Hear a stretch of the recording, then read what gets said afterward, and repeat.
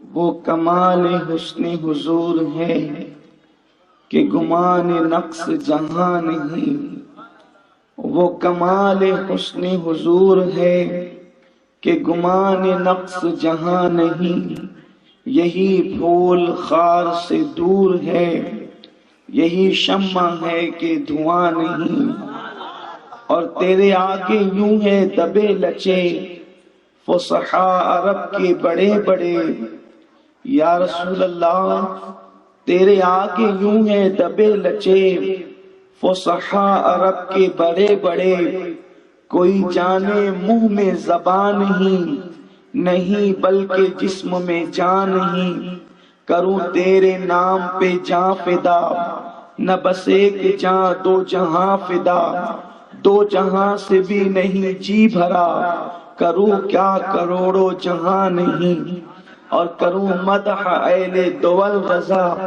پڑے اس بلا میں میری بلا، میں گدا ہوں اپنے کریم کا، میرا دین پارے نہ نہیں۔ میرے پیارے آقا صلی اللہ تعالی علیہ وسلم کے پیارے دیوانوں، آپ اور ہم ایک مرتبہ پھر رائے چور کی سرزمین پر اپنے آقا صلی اللہ تعالی علیہ وسلم کی محفل سجانے کا شرف حاصل کر رہے ہیں۔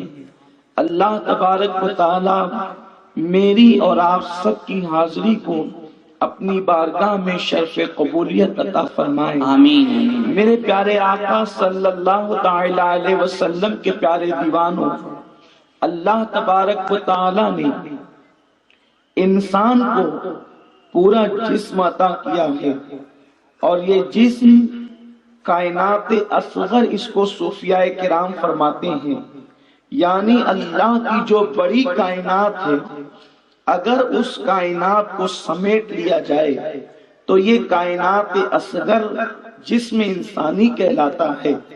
اس جسم انسانی کی بڑی خصوصیت ہے، اس کے مرتبے بہت ہیں، اس لیے کہ آپ دیکھیں اللہ تبارک و تعالی نے جب آسمان کو پیدا کرنا چاہا تو میرے اللہ نے کن کہہ کر آسمان کو پیدا کیا، آسمان پیدا ہو گیا۔ جب اللہ نے زمین کو پیدا کرنا چاہا تو میرے اللہ نے کن فرمایا اور زمین پیدا ہو گئی۔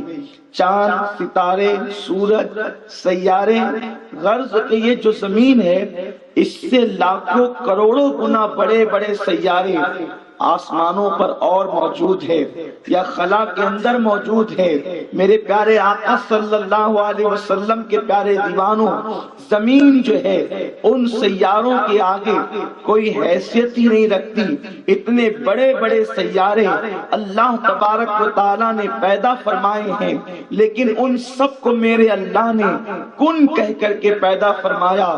وہ قادر و قیوم ہے، اس نے کن کہہ کر کائنات کو وجود عطا کیا۔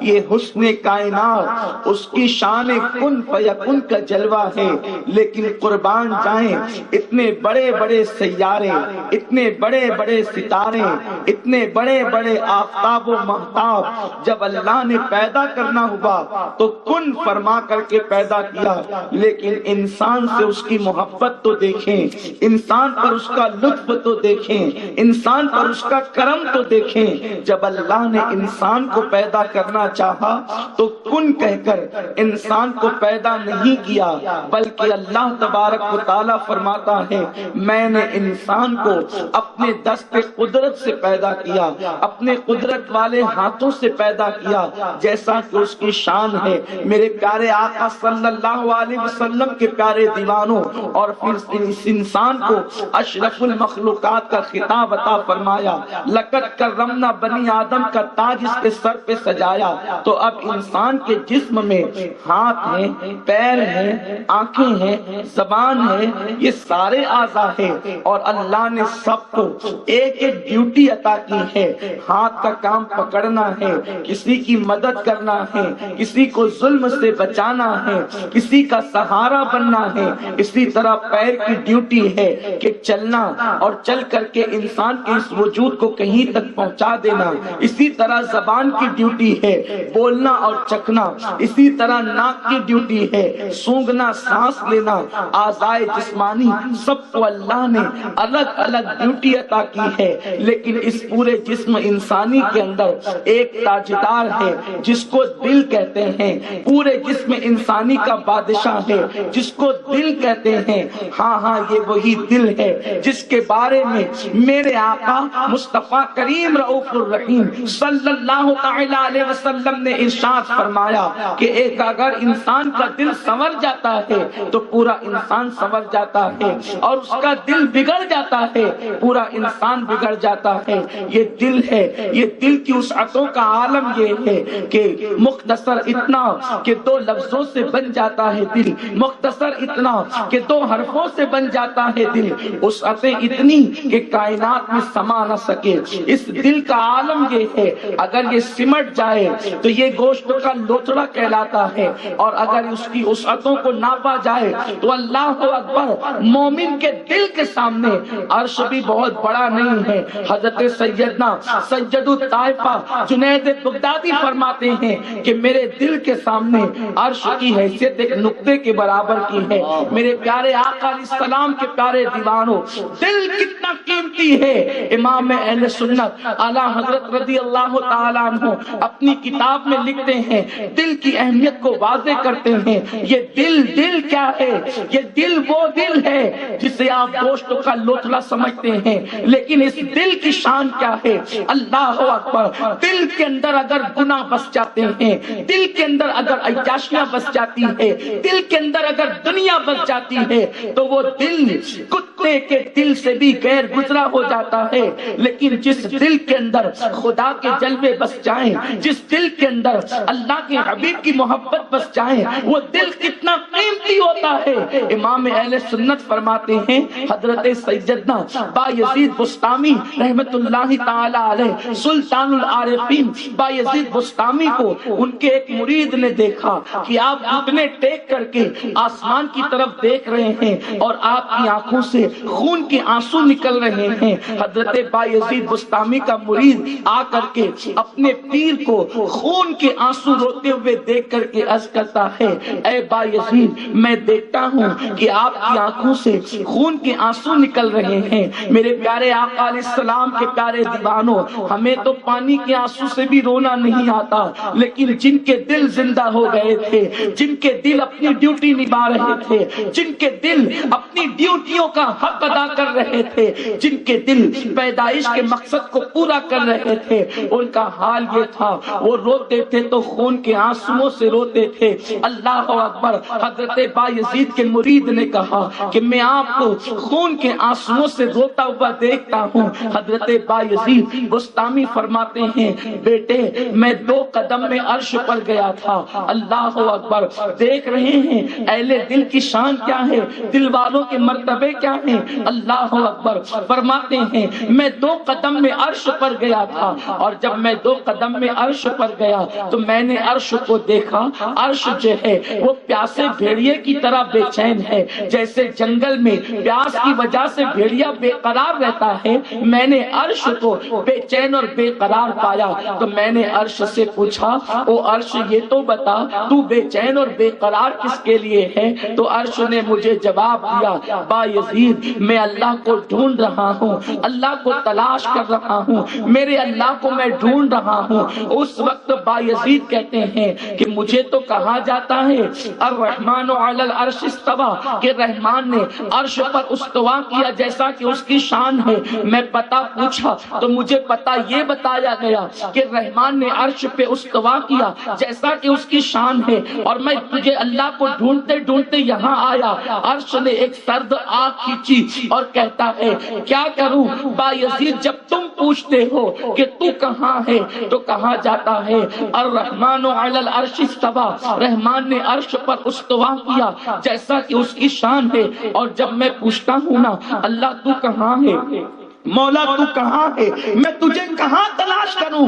تو مجھ سے کہا جاتا ہے اگر مجھے ڈھونڈنا ہے تو جا بایزید کے دل میں چلا جا، تو مجھے وہیں پر پا لے گا۔ میرے پیارے آقا علیہ السلام کے پیارے دیوانوں، آئیے ذرا غور تو فرمائیں، تو اللہ نے دل اتنا قیمتی بنایا ہے، لیکن مولا سے پوچھے مولا یہ جو تو نے دل دیا ہے تو دل کیوں دیا ہے؟ ہاتھ کا کام ہمیں سمجھ میں آتا ہے، یہ پکڑتا بھی ہے، یہ دوسرے کام بھی کرتا ہے، لیکن جو جسم انسانی کا بادشاہ ہے جسے دل کہتے ہیں، اس کا کام بھی تو قیمتی ہوگا۔ انسان جتنا بڑا ہوتا ہے اس کی ڈیوٹی اتنی قیمتی ہوتی ہے، تو تب دل کی ڈیوٹی بتائی گئی کہ دل کا کام ہے کسی سے محبت کرنا، کسی کو چاہنا، کسی سے پیار کرنا، کسی کے لیے بلکنا، کسی کے لیے آہیں کرنا، کسی کے لیے تڑپنا، کسی کے لیے بے چین ہو جانا۔ میرے پیارے آقا علیہ السلام کے پیارے دیوانوں، دل کا کام یہ ہے بے قراری، اضطراب، بے چینی، تڑپنا،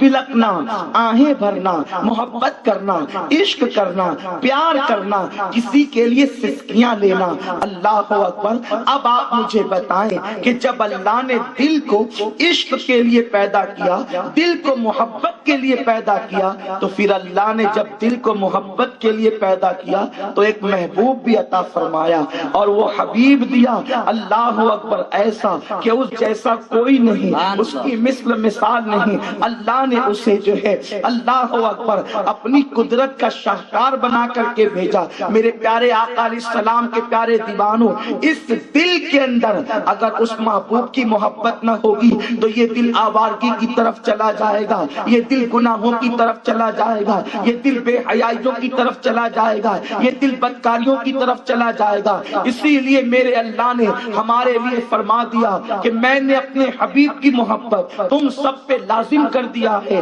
اور پھر میرے رسول کے ذریعے سے کہلوایا لا یؤمن احدکم حتی اکون احب الیہ من والدہ وولدہ والناس اجمعین، کہ تم میں کا کوئی اس وقت تک مومن ہو نہیں سکتا جب تک کہ رسول اعظم مصطفیٰ کریم صلی اللہ علیہ وسلم کو اپنے والدین سے زیادہ، اپنی اولاد سے زیادہ، اور تمام لوگوں سے زیادہ، کائنات کی ہر شے سے زیادہ، کائنات کے ہر انسان سے زیادہ، جب تک تم محبوب خدا سے محبت نہ کرو گے اس وقت تک تمہارا ایمان مکمل نہیں ہوگا۔ ایک مقام پر آقا فرماتے ہیں الا لایمان لمن لا محبت لا، الا لایمان لمن لا محبت لا، الا لایمان لمن لا محبت لا۔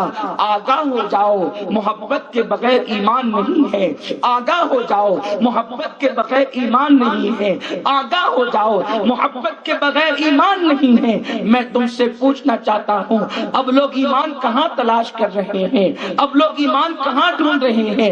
مسلمانوں یاد رکھو، جب تک کہ محبوب خدا کی محبت کو اپنے دل میں پیدا نہیں کرو گے اس وقت تک کہ ایمان کی بو بھی تمہارے دل میں نہیں آ سکتی، ایمان کی لذت تم چکھ نہیں سکتے۔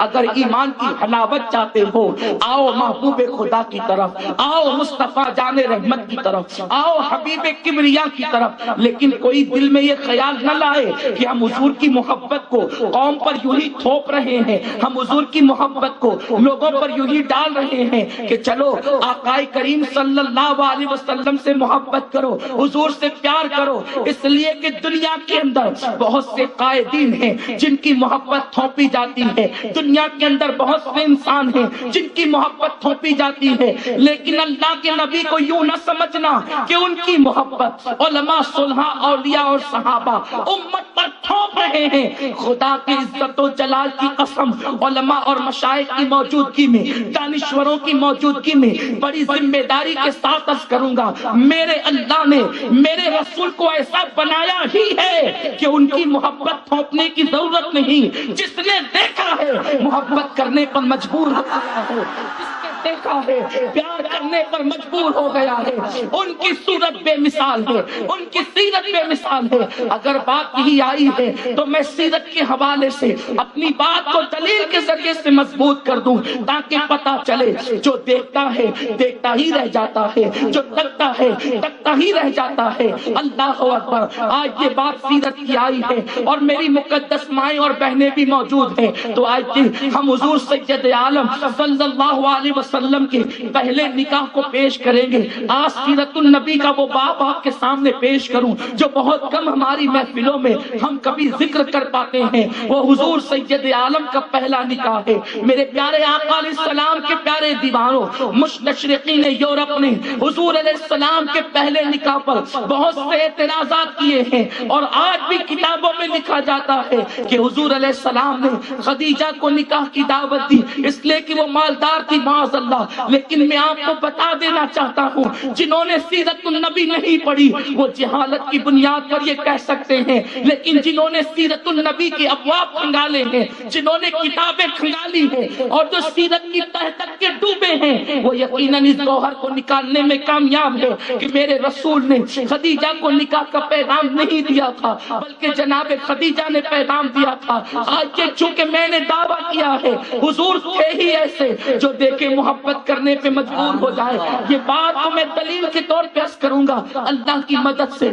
میرے پیارے آقا علیہ السلام کے پیارے دیوانوں، ہوا یوں ہے میرے رسول سید عالم صلی اللہ علیہ وسلم کی عمر ابھی ماں کے شکم میں ہے. آقا علیہ السلام 2 مہینے یا 4 مہینے کے حمل کی شکل رکھتے ہیں. حضور کے والد بزرگوار کا سایہ میرے رسول کے سر انور سے اٹھ گیا. آقا کریم کے والد جناب عبداللہ کا سایہ سر سے اٹھا. ابھی میرے اور آپ کے آقا ماں کے شکم میں موجود ہے. اما جان ابھی جو ہے آقا کریم کی عمر 6 سال کی ہے کہ میرے رسول کی والدہ سیدہ آمنہ خاتون جو ہے مقام ابوا پر ان کا وصال ہو جاتا ہے. میں اشارہ کر رہا ہوں تاکہ سیرت کا گوشہ ایک ایک گوشہ آپ کی نگاہوں کے اندر آئے. ایک بات لیکن یہ بھی بتاؤں، آج کل لوگ یہ کہتے ہیں کہ مزاروں پر جانا بدعت ہے اور قبروں پر نہیں جانا چاہیے.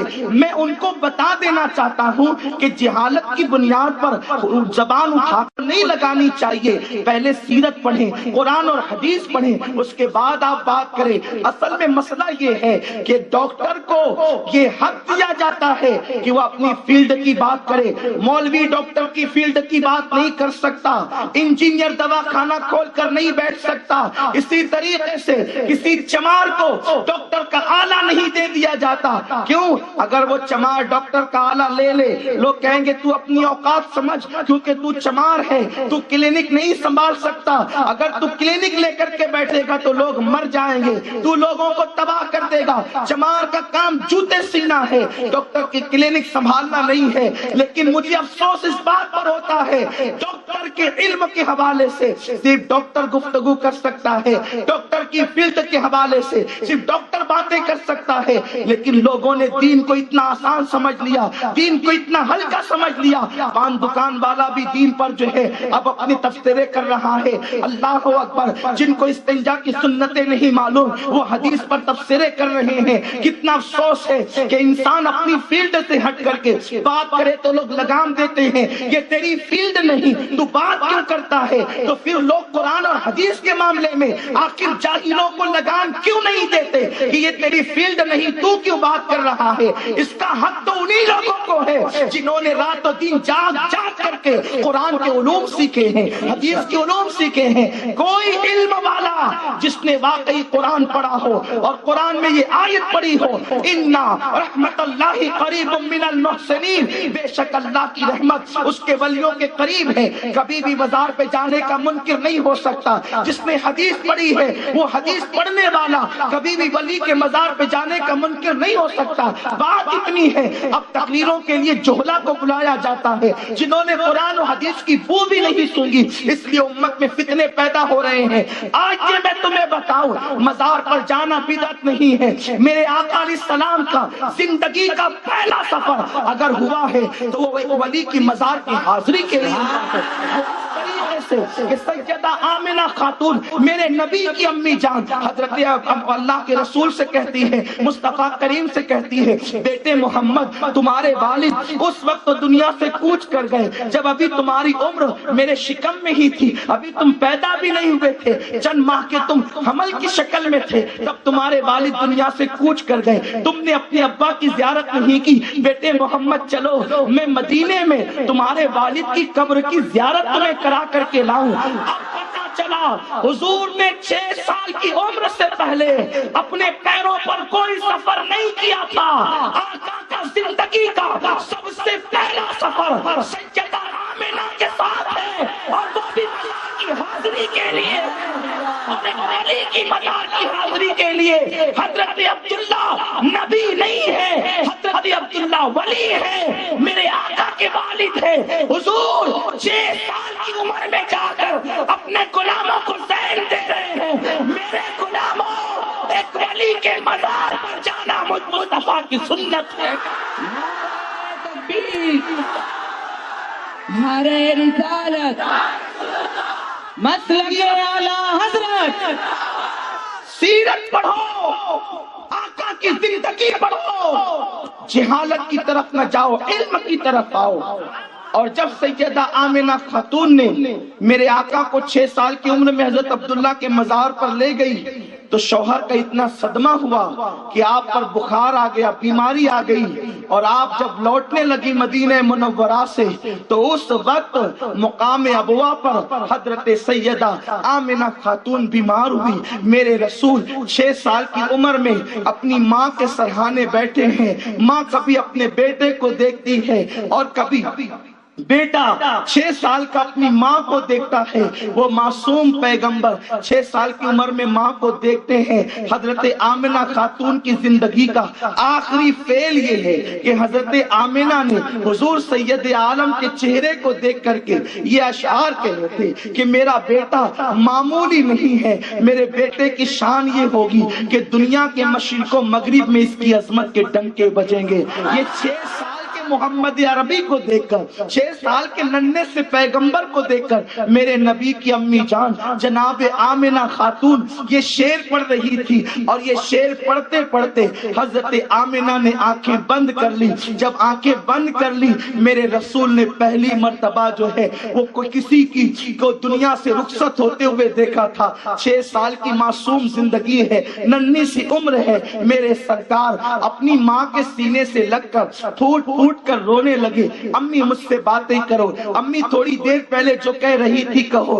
اس وقت میرے رسول کی کنیز، میرے رسول کی والدہ کی کنیز جناب ام ایمن نے میرے نبی کے سر پہ ہاتھ رکھا، کہا بیٹے جو دنیا سے چلے جاتے ہیں وہ گفتگو نہیں کیا کرتے، اب ان کو قبر میں اتارنے کا انتظام کیا جائے۔ اس وقت میرے رسول نے اپنے ننھے ننھے ہاتھوں سے ام ایمن کو ساتھ لے کر ایک پتھر سے اپنی ماں کی قبر کھودی تھی، اور قبر کھود کر کے 6 سال کی عمر میں ماں کی قبر میں اتر کر ام ایمن کے سہارے اپنی ماں کو قبر میں لٹایا تھا، اور اپنے ننھے ننھے ہاتھوں سے مٹی روتے ہوئے دی تھی۔ میں آج بھی اس منظر کو یاد کر رہا ہوں۔ تصور میں ہم ابوا پہنچتے ہیں، آخر بتائے نا عرب کی ٹھنڈی ٹھنڈی ہواؤں نے مصطفیٰ جان رحمت کے معصوم چہرے پر جو 6 سال کی عمر میں موٹے موٹے آنسو رخسار پر ماں کی یاد میں آتے ہوں گے، وہ کس طریقے سے خشک کیے ہوں گے۔ یا رسول اللہ، آج ہم اپنی ماں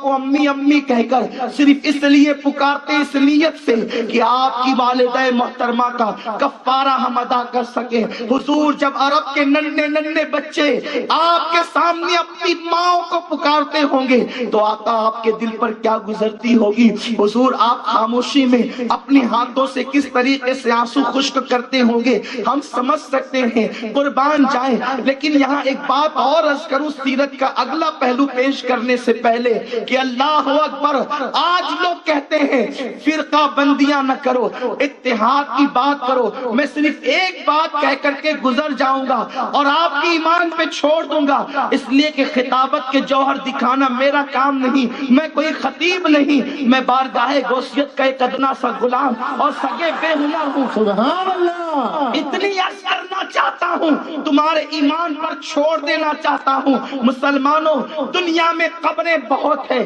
قطبوں کی قبر ہے، ابدالوں کی قبر ہے، اغواث کی قبر ہے، صحابہ کی قبر ہے، انبیاء کی قبر ہے، رسولوں کی قبر ہے، لیکن ہر قبر کی شان جدا جدا ہے۔ کسی کی قبر امتی نے بنائی، کسی کی قبر صحابی نے بنائی، کسی کی قبر مرید نے بنائی، کسی کی قبر پیر نے بنائی، لیکن آمنہ اے میری مقدس چشمہ تیری عظمتوں پہ قربان، تیری قبروں کو نبیوں کے امام الانبیاء نے پتھر سے کھودا تھا اور اپنی 6 سال کے معصوم ہاتھوں سے آمنہ خاتون کی قبر کو بنایا تھا۔ لیکن آج مجھے افسوس ہے سعودی حکومت نے یہ کہہ کر کے میرے نبی کی ماں کی قبر پہ بلڈوزر چلا دیا، یہ ایک جہنمی اور مشرکہ عورت کی قبر ہے۔ آپ سے میں پوچھنا چاہتا ہوں، اور یہ صرف سعودی حکومت کا کارنامہ نہیں، ہندوستان کا جو سب سے بڑا دارالعلوم کہلاتا ہے، اس دارالعلوم دیوبند کے مفتیوں نے بھی تائید کی تھی کہ ہاں محمد کی ماں کافرہ اور مشرکہ تھی، اس لیے جو ہے وہ ان کی قبروں کو ڈھا دینا چاہیے۔ فتاوی رشیدیہ میں مولوی رشید نے لکھا ہے کہ نبی کے والدین جو ہے وہ سادات حنفیہ کے نزدیک مسلمان نہیں ہے، کافر و مشرک ہے۔ بس میں تم سے اتنا پوچھنا چاہتا ہوں مسلمانوں، فرقہ بندی کی گفتگو کرنا، تفرقہ بازی کرنا یہ اہل سنن کا کام نہیں، لیکن عشق مصطفیٰ تو ہماری رگوں پہ میں بھرا ہوا ہے، محمد عربی کی محبت تو ایمان کا تقاضا ہے، ہمیں تو اتنا بولنے کا حق ہے اگر کسی کے پاس